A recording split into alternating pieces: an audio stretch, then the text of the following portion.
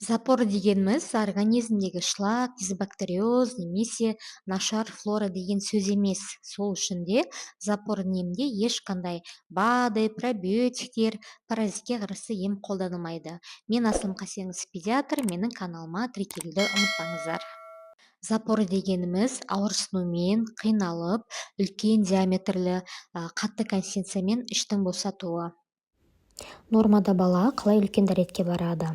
Калвый масса тоқ ішектен тікшекке жиналады, сол арқылы бала кетеді. Тікшек балаларда өте кішкентай көлемде ғана. Калвый масса осылай жиналады, толықтай тікшектің қабырғасымен жанасады, сол арқылы миға сен кету керексің деген сигнал барады. Сонымен бала кетеді. Бұл норма. Ал запор кезінде баланың тікшегі өте үлкен болып кеңейіп кетеді, 2-3 есе.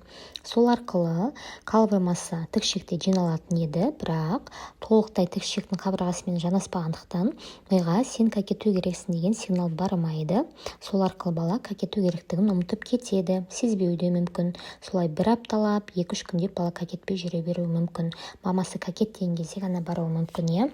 Осылай толықтай контакт калвый масса тікшекке жиналған кезде ғана миға кету керексің деген сигнал барады. Соның нәтижесінде бала кеткенде үлкен көлемді қойдың құмалағындай үлкен дәрет шығатын болады. Яғни балада үлкен дәретке барудан қорқыныш пайда болуы мүмкін, себебі бала ең бірінші ауырсынуды есіне сақтап қалады. Запор деген диагнозды біз Рим критерийі бойынша қоямыз.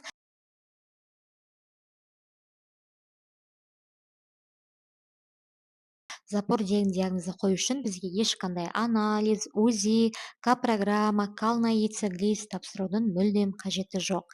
Және де запордың емінде ешқандай пробиотиктер, желчегонный дәрілер, китайский массаж, остеопатия, паразитке қарсы емдер мүлдем қолданылмайды.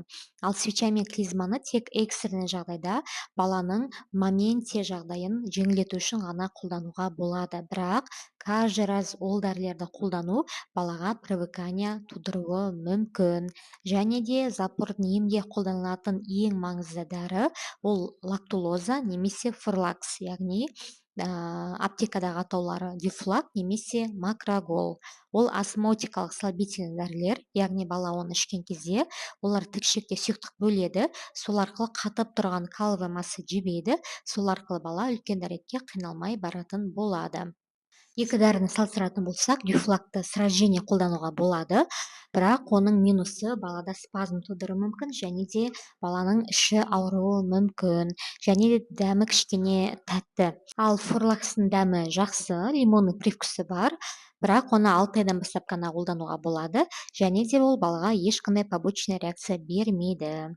Және де оның ұзақтығы сіздің запордың ұзақтығына байланысты тағайындалады. Мысалы, сіздегі запор балаңызды 6 ай, 7 ай мазалайтын болса, яғни запордың емі де 6-7 айды құрайтын болады. Олар балаға ешқандай провокание шақырмайды, қорықпаймыз, тек қана оны дәрігердің тағайындауымен ішуіңіз керек.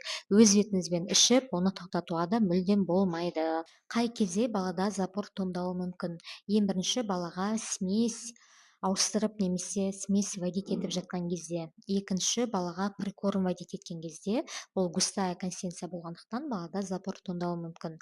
Үшінші, егер сіз баланы горшокқа, унитазға үйрететін болсаңыз, яғни балада сол горшоктан сырақ пайда болып, бала оған отырмас үшін позывты ұстап, шыдап жүретін болады. Төртінші, бала садикке немесе школаға баратын болса, яғни новая обстановка болған кезде балада стресс болады, сол арқылы бала апайға көтені сүртуді, айтуды ұялады да, содан позывты сдерживать етіп, кешке дейін жүре бергендіктен калвый масса уже плотный болып кетеді. Немесе смена местоположения болған кезде, басқа елге, басқа қалаға барған кезде, немесе бала әртүрлі дәрілерді ішкен кезде де балада стресс ретінде, новая обстановка ретінде запор туындауы мүмкін.